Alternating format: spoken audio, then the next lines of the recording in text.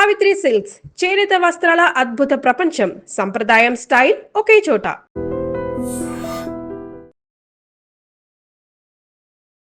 నమస్తే, welcome to I dream. నేను వలి. ప్రస్తుతం నాతో పాటు స్టూడియోలో ఉన్నారు అనలిస్ట్ కృష్ణకుమార్ గారు. మేడంతో మాట్లాడదాం. మేడం నమస్తే. నమస్తే మేడం, మంగ్లీ కేసు రోజుకొక కొత్త మలుపు తీసుకుంటోంది. ఆమె అయితే బయటికి రావట్లేదు. ఆ రోజు అడ్వకేట్ మీద కేసు పెట్టినప్పుడు ఆమె చాలా స్పష్టంగా చెప్పింది, బాధితుల పక్షాన్ని నేను కూడా ఉంటా, బాధితులు రోడ్ల మీదకి వస్తామన్నారు, నాకు చాలా బాధ కలుగుతోంది, అసలు వీళ్ళందరి వల్లే నేను ఈ స్థాయికి వచ్చాను, ఏ ఒక్క బాధిత నష్టపోకూడదు అని చెప్పి మాట్లాడింది. కానీ ఆ తర్వాత నుంచి కనపడటం మానేసింది. ఆమె దుబాయ్లో ఉందా, ఢిల్లీలో ఉందా, లేదంటే హైదరాబాద్లో ఉండి తప్పించుకుంటుందా కూడా ఎవరికి అర్థం కావట్లేదు. మన ప్రెస్ క్లబ్లో నేను కూడా వెళ్ళాను. బాధితులు కన్నీళ్ళు పెట్టుకుంటా ఉన్నారు. లక్షల లక్షలు కోట్ల రూపాయలు ఇచ్చాము, మొహం చాటేశారు అని చెప్పేసి మాట్లాడుతూ ఉన్నారు. ఎలా చూస్తారు? ఇప్పుడు మంగ్లీ ఒకటే కాదండి, మంగ్లీ తమ్ముడు, చెల్లెలు ఎవరు కనిపించట్లా, ఫ్యామిలీ కనిపించట్లా. అయితే ఇక్కడ మనం గమనించాల్సింది ఏంటంటే, బాలాజీ నాయక్ అని ఒక అతను ఉన్నాడు. 2 నెలల క్రితం 3 నెలల క్రితం అతని ఇంటికి నిప్పు పెట్టారు బాధితులు. ఆ బాలాజీ నాయక్ ఈ రమావతి మధు ఇద్దరు కజిన్ బ్రదర్స్. ఇప్పుడు అతనిని ఆదర్శంగా తీసుకుని ఈ రమావతి మధు దీంట్లోకి దిగాడు. దిగి ఇతను కలెక్ట్ చేశాడు. అయితే ఎవరెవరు ఉన్నారు ఇతనికి సహాయంగా అంటే, పాత స్నేహితుల్ని, కొత్త స్నేహితుల్ని, అట్లాగే మంగ్లీ తమ్ముడిని, మంగ్లీ చెల్లెల్ని, చెల్లెలకి కాబోయే భర్తని వీళ్ళందరూ కలిసి చేశారు. అన్నీ ఒక్కొక్కటి. మంగ్లీ నాకు ఎంత సంబంధం లేదు దీంతో అన్న, ఈవిడికి సంబంధం ఉంది, ఈవిడికి అంతా తెలుసు. ఇప్పుడు ఈమెకి డైరెక్ట్గా అందులో ఏమో ఒక డైరెక్టరో లేకపోతే ఈమెమో అకౌంట్లోకి డబ్బులు బాధితుల నుంచి పడకపోవటమో లేకపోవచ్చు, కానీ ఇది మొత్తం ఈమెకి తెలుసు అనే దానికి చాలామంది చెప్తున్నారు తెలుసు అని. దీన్ని అయితే దాచిపెట్టలేరు. ఇది కాదనలేని సత్యం అయిపోతుంది. మరి ఈ పరిస్థితుల్లో అసలు ఫస్ట్ నాకు మధు ఎవరో తెలియదు అన్నది, తర్వాత ఏమో ఫోటో దిగారంట కదా అండి, ఏమండి ఫోటోలు ఎవరితో దిగమండి ఫోటోలు అంది. తర్వాత వాళ్ళు కట్టుకునే ఇంటి ముందు మీరు ఫోటో దిగారంట అంటే, దాన్నే ఉంది, గుర్తుగా ఫోటో దిగుదాం అక్క అన్నాడు, దిగామన్నది. ఇవన్నీ అయిపోయిన తర్వాత డబ్బులు లెక్క పెట్టిన ఇల్లే మీదేనా అంటే మాదే అంది. మరి మీ ఇంట్లో డబ్బులు లెక్క పెడితే మీకెట్టా తెలీదు అని అంటే, ఏముంది నేను ఇల్లు అమ్మేశాను మధుకి, కానీ రిజిస్ట్రేషన్ అవ్వలేదు అని పెట్ట కథలు చెప్పుకుంటా వచ్చింది. ఇప్పుడు చెప్పడానికి ఏమీ లేదు. పైగా ఇంకోటి, బాధితుల తరఫున పోరాడతానంది. అది చేసే దమ్ము లేదు. ఎందుకు అంటే, సరే ఎవరో సంగతి ఎందుకు, బాధితుల తరఫున ఏం పోరాడతావులే కానీ మీ తమ్ముడిని మీ చెల్లెల్ని అప్పచెప్పు అంటే, ఈమె చేతులతో ఏమీ తీసుకెళ్ళి, ఆమె ఏమీ పెద్ద ఏమంటారు నిజాయితీ పొర్రాలైన పోలీస్ ఆఫీసర్ కాదు. నా ఇంట్లోనే దొంగలు ఉన్నారా, ఈ దొంగలను చూసి నేను భరించాలా, నా వృత్తికి నేను ఎట్లా అన్యాయం చేస్తానని సినిమాల్లో లాగా బయటికి తీసుకొచ్చి నుంచోబెట్టి, ఇదిగో నా తమ్ముడు చెల్లెలు మీకు ఇచ్చేస్తాను, మీకు నచ్చినట్టు చేసుకోండి అనే ఉద్దేశం ఆమెకు లేదు. అందుకే బాధితులు లేదు, వాళ్ళ తరఫున పోరాటం లేదు. ఇప్పుడు మీరు ఆమెను ఇంటర్వ్యూ చేయాలంటే మీకు దొరుకుద్దామే? ఆ రోజు దొరుకుతుంది కాబట్టి చెప్పింది, ఆ మాట చెప్పి తప్పించుకుంది. ఇప్పుడు ఆమె అసలు మీకు ఎవరికీ కనిపించే అవకాశం లేదు. అంత సుదూర తీరాల్లో ఆమె సేద్దేరుతుంది. అయితే ఇవి బర్త్డే పార్టీ జరిగింది కదా మేడం, ఆ మధ్యలో దొరికినాయి. దానికి 40 లక్షల రూపాయలు ఖర్చు పెట్టినట్టు రమావతి మధు. ఆమె ఎక్కడికి వెళ్ళినా పెద్ద పెద్ద వెహికల్స్ అరేంజ్ చేయటం, ఆ షోప్ టాప్ అంతా కూడా ఖర్చు అంతా రమావతి మధు. ఈ డబ్బు ఎక్కడదంటే బాధితుల దగ్గర కలెక్ట్ చేసింది. వీళ్ళందరికీ మేము ఇస్తాం అని చెప్పి తీసుకున్నారు కదా, తీసుకున్న డబ్బులన్నీ సంచిలో వేసేసుకున్నారు. సంచిలో వేసేసుకుని మళ్ళీ లెక్కలు తేడా వస్తాయోనని మిషన్లు పెట్టి మరీ లెక్క వేసుకుని ఎవరి వాటా వాళ్ళు ఎవరిది వాళ్ళు సర్దేసుకున్నారు. ఇప్పుడు మంగ్లీ పేరు 10 సార్లు వచ్చింది కాబట్టి మధు అయినా బయటకు వచ్చాడు, లేకపోతే ఆ మధు కూడా బయటకు వచ్చేవాడు కాదు. అయితే నా బాధ ఏంటంటే, మీకు చాతనైతే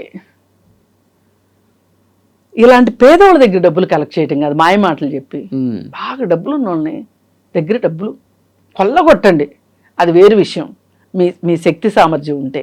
అంతేగాని ఇలాంటి అమాయకులైన వ్యక్తుల దగ్గర నుంచి వీళ్ళు ఆ పేదవాళ్ళని చూస్తుంటే, ఇప్పుడు మనకి డైరెక్ట్గా బాధితులు ఒక 3000 మంది ఉండొచ్చంట ఏజెంట్ల రూపంలో, ఇట్లా అంటే డైరెక్ట్ కనెక్షను. కానీ ఈ ఇండైరెక్ట్ కనెక్షను దగ్గర కనీసము ఒక 1,00,000 మంది అయినా ఉండొచ్చు అంట. 1,00,000 కుటుంబాలని వీళ్ళు అంటే మరి 150 కోట్లు వసూలు చేయడం మామూలు విషయం కాదు కదా. ఎక్కడ దొరుకుతుంది ఇప్పుడు? మినిమం ₹1,00,000 దగ్గర నుంచి మ్యాక్సిమం 4 కోట్లు అంట. ఈ దీంట్లో అన్ని రకాల వాళ్ళు ఉన్నారు. కొంతమంది అసలు బయటికి రావట్లేదు, చెప్పట్లేదు. దరిద్రానికి ఏం జరుగుతుందంటే ఈ అభివృద్ధి పేరుతోటి ఏదైనా మంచి మంచి రోడ్లు అట్లా వచ్చేసినాయి అనుకోండి, ఈ తండాల్లో భూములకు కూడా రేట్లు బాగా వచ్చేసినాయి. వాళ్ళు భూములు అమ్మేసుకున్నప్పుడు వాళ్ళ దగ్గర డబ్బులు ఉంటున్నాయి. ఇప్పుడు వాళ్ళు ఏంటంటే బ్యాంకులు కూడా నమ్మరు పాపం. వాళ్ళు ఎవరు నమ్ముతారంటే ఆ ఊర్లో ఆ తండా నాయకుడు తాలూకు వాళ్ళని నమ్ముతారు. వాళ్ళు నమ్మి పెడతారు డబ్బులు. ముంచిన మీరే తేల్చిన మీరే అన్నట్లు వీళ్ళు చక్కగా వాళ్ళ అమాయకత్వాన్ని ఆసరా చేసుకొని వాళ్ళ నమ్మక ద్రోహం చేశారు. అసలు నన్ను అడిగితే వీళ్ళని ఏ శిక్ష వేసినా తక్కువే. అలాంటి పాపం చేశారు వీళ్ళు, అలాంటి నేరం చేశారు వీళ్ళు. అవును. ఇప్పుడు పాపభీతి ఉన్నవాడికి పాపం అని చెప్పొచ్చు, పాపభీతి లేనోడే ఇట్లాంటివన్నీ చేస్తాడు. వీడికి పాపభీతి లేకపోయినా కనీసం చట్టం మీద కూడా నమ్మకం లేదు, గౌరవం లేదు. ఈ పరిస్థితుల్లో పాపం ఆ బాధితులకు న్యాయం జరిగేది ఎక్కడ? నేనేమనుకున్నానంటే మొదట్లో కనీసం మధు దొరికిన తర్వాత డబ్బులు ఎక్కడ ఉన్నాయో చెప్తే కనీసం బాధితులకి రూపాయి ఇచ్చిన వాడికి ₹1 అయినా ఇస్తే పాపం ఏదో ఒకటి లేని సరిపెట్టుకుంటారు వాళ్ళు అని అనుకున్నా. అది లేదు, ఇది లేదు. అసలు ఇప్పుడు ఆశ అంతా ఇన్ని కోట్లు ఏం చేస్తుంటారు మేడం? ఏముందండి, సొంత ఆస్తులు కొనుక్కుని ఉంటారు. ఇప్పుడు కర్ణాటకలో, పక్కనే కర్ణాటక కదా, కర్ణాటకలో కొనుక్కుని ఉంటారు. ఎక్కడో ఒక చోట బెనామీల పేర్లతో కొంటారు వీళ్ళు. లేదు, వీళ్ళకి ఇచ్చే ఉద్దేశం లేదు, అందుకే వాళ్ళు ఇచ్చే ఉద్దేశం లేదు. లేకపోతే వాడి వయసు అంతా చేసి 25 సంవత్సరాల లోపు వాడు చదువుకుంది 10వ తరగతి పాస్ కాలేదు. వాడికి అంత ఇల్లు ఎక్కడి నుంచి వస్తుంది చెప్పండి? ఏం చేస్తే వాడికి వచ్చింది ఆ ఇల్లు? పైగా వాడు సూటు బూటు, వాడి కళ్ళజోడు, వాడి ఎగ్జిక్యూటివ్ బ్యాగు ఇవి పెట్టుకొని ఫార్చ్యూనర్ కారు దగ్గర నుంచొని వాడి వేషాలు, వాడి వీరంగం చూస్తే ఎక్కడి నుంచి వస్తాయి డబ్బులు అవన్నీ చేయటానికి? ఇప్పుడు మీరు ఎన్ని సంవత్సరాల నుంచి కష్టపడుతున్నారు? నాకు తెలిసి మీ వయసు 40 అయినా ఖచ్చితంగా ఉండొచ్చు. ఇన్ని సంవత్సరాల నుంచి కష్టపడుతుంటే మీరు ఎంత సంపాదించగలిగారు? తినటానికి, ఉండటానికి, పిల్లల్ని చదివించుకోవడానికి సరిపోతుంది. అంతే. సొంత ఇల్లు కొనుక్కోవడం కూడా కష్టం అండి. వాళ్ళ హైదరాబాద్లో మాదిరిగా ఉద్యోగం చేసేవాడు భార్యాభర్త ఇద్దరు పెద్ద ఉద్యోగాలు ఏమన్నా ఉంటేనో, లేకపోతే ఊర్లో ఏమన్నా ఆస్తులు అమ్ముకుంటేనే ఇల్లు వస్తున్నాయి తప్పితే హైదరాబాద్లో ఇల్లు కొనుక్కునే పరిస్థితి లేదు. ఇవాళ సామాన్యులు బతికే పరిస్థితే లేదు. అట్లాంటి పరిస్థితుల్లో వీళ్ళకి ఇన్ని వేషాలు ఎక్కడి నుంచి వస్తున్నాయి? ఇన్ని వేషాలు వేయటానికి వీళ్ళని ఏమంటే పాపం, అసలు ఏమన్నా పాపమే లేదు అసలు వీళ్ళని. ఇప్పుడు ఒకటి, వీళ్ళు చట్టాల్లో లొసుకులు బాగా నేర్చుకున్నారు. ఆర్థిక నేరాలకి ఏం పడతాయిలే శిక్షలు అనే ఒక ధీమా ఒకటి. జైల్లో ఉంటాము, వస్తాము, ఏమవుద్దంట జైలుకి వెళ్తే? పైగా ఈ మధ్య కొత్త ఇది, జైలుకి వెళ్తే రాజకీయాల్లో పదవులు వస్తాయని నేర్చుకుంటున్నారు ప్రతి వాళ్ళు, మాట్లాడుకుంటున్నారు. సరే అదేదో వెళ్ళొద్దాంలే అన్నట్టుంది. ఇంకొకటి మేడం, రాజకీయ అండదండలు ఉండబట్టే ఒకటండి ధైర్యంగా చేయగలిగారు. ఇలాంటి దరిద్ర పని సమాజంలో ఏ దరిద్ర పని జరగాలన్నా 4-5 అపవిత్ర కలయికే. అదేంటంటే నేరం చేయాలనుకునేవాడు, వాడికి పోలీస్ అండ, అధికారులు అండ, రాజకీయ నాయకులు అండ. ఈ 4 ఉన్నాయి అనుకోండి. పైగా దీనిలో ఒక్కొక్కసారి మీడియా కూడా వచ్చి చేరుతుంది. మీడియా తన పాత్ర తను పోషించలేదు అనుకోండి, మీడియాకు కూడా పాత్ర ఉన్నట్టే లెక్క. డైరెక్ట్గా కాకపోవచ్చు, ఇండైరెక్ట్గా అయినా ఉండొచ్చు. వీళ్ళందరూ కలిస్తేనే ఒక నేరం చేయగలుగుతారు. అసలు కోర్టు దాకా వెళ్ళని నేరాలు బోల్డ్ అయితే, అంతే. కోర్టు దాకా వెళ్తే కూడా సంవత్సరాల తరబడి. ఏముందండి ఇంకా? ఇది చూసే కదా నేరం చేసిన వాడికి, నేరం చేయాలనుకునే వాడికి ఆదర్శం ఎవరు? ఆల్రెడీ నేరం చేసి తప్పించుకున్నవాడు ఆదర్శం.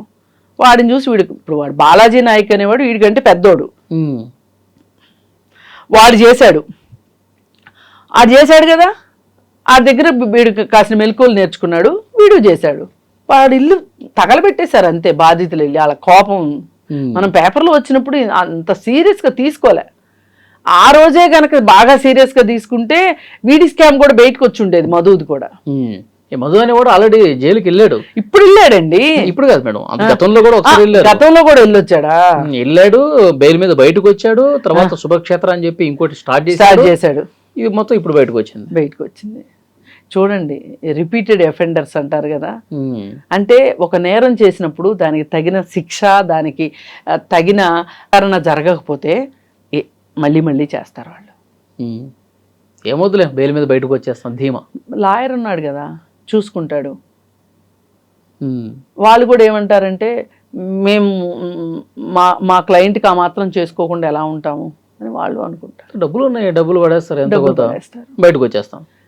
ఏదైనానండి యాతావాత నేను ప్రతి వీడియోలోనూ మంగిలిని తిట్టడము, లేకపోతే మధుని తిట్టడము, లేకపోతే వాళ్ళ తమ్ముడిను ఇంకొకళ్ళని అనేకంటే కూడా వీళ్ళు ఇలాంటి వేషాలు వేసేవాళ్ళు, వీడు కాకపోతే ఇంకొకడు కాకపోతే ఇంకొకడు వస్తానే ఉంటారు. మన డబ్బుల్ని మనం జాగ్రత్త పెట్టుకోవాలి. వీళ్ళు ఎట్లా ఇంత వడ్డీలు ఎట్లా ఇస్తున్నారు, ఎట్లా ఇస్తారు, అసలు ఇది అవకాశం ఉందా, వీళ్ళు చెప్పే మాటలు మనం నమ్మొచ్చా అని ఒక ఆలోచన రావాలి. అంతగా డబ్బులు ఉంటే వీళ్ళు చేయాల్సింది ఏంటంటే, మొదటగా ఏ పోస్ట్ ఆఫీస్లోనో ఏ ఎల్ఐసిలోనో సింగిల్ పాలసీలు ఉంటాయండి. ఎల్ఐసివి మనకు 5 సంవత్సరాల తర్వాత డబ్బులు అవసరం అనుకోండి, 5 సంవత్సరాలకే పాలసీ చేసుకోవచ్చు, 5 సంవత్సరాల తర్వాత డబ్బులు తీసుకోవచ్చు. నువ్వు నీ బ్యాంక్ అకౌంట్ కనుక నెఫ్ట్ చేసేస్తే ఎల్ఐసి ఆఫీస్కి వెళ్ళి, నువ్వు ఎల్ఐసి ఆఫీస్కి కూడా మళ్ళీ వెళ్ళక్కర్లా, నీ అకౌంట్లోకి నీ డబ్బులు నడుచుకుంటూ వచ్చేసేస్తాయి. నెఫ్ట్ చేసేస్తారు. ఏదైనా నెఫ్ట్ చెయ్యకపోతే ఎల్ఐసిలో డబ్బులు ఆగిపోతాయి, కానీ నెఫ్ట్ చేస్తే మటుకు ఎల్ఐసిలో డబ్బులు ఆగవు, వచ్చేస్తాయి అంతే మన అకౌంట్లోకి. ఇదివరకు మన బాండ్ పుచ్చుకొని మెచ్యూర్ అయిన తర్వాత వెళ్ళి ఎల్ఐసి ఆఫీస్కి వెళ్ళి డబ్బులు తెచ్చుకోవాల్సింది. నేను ఎందుకు ఇంత చెప్తున్నానంటే, మీకు వడ్డీ తక్కువ వచ్చినా మీ అసలుకి మోసం జరగదు. ఇప్పుడు వడ్డీ పోయింది, అసలు పోయింది, రోడ్ల మీద పడ్డారు. ఇప్పుడు పోస్ట్ ఆఫీస్లో పెట్టుకోండి, లేదు ఎస్బీఐ లాంటి బ్యాంకులో డిపాజిట్ చేసుకోండి, ఫిక్స్డ్ డిపాజిట్ చేసుకోండి. ఇప్పుడు మన అమ్మాయి పెళ్ళికి 5 సంవత్సరాల తర్వాత అమ్మాయి పెళ్ళి, లేదు ఇంకోటి, లేదా అమ్మాయి చదువు ఉంది, ఇవాళ మన దగ్గర డబ్బులు వచ్చినాయి, ఎవరో ఏదో చేతిలో పెట్టే బదులు డబ్బు చెయ్యి జారిందంటే మటుకు మళ్ళీ మన చేతిలోకి రాదు. ఇది బండ గుర్తు రాసి పెట్టుకోవాలి ఎవరైనా సరే. మరీ అంతగా ఉంటే బంగారం కొనుక్కోండి, ఇది కాదు అనుకుంటే 2 సంవత్సరాలకి ఫిక్స్డ్ వేసుకోండి. కానీ మనకేమో ఆశ, ఇది పోగొట్టుకుంటే దురాశ దుఃఖమునకు చేయటం అనేది ఎందుకే.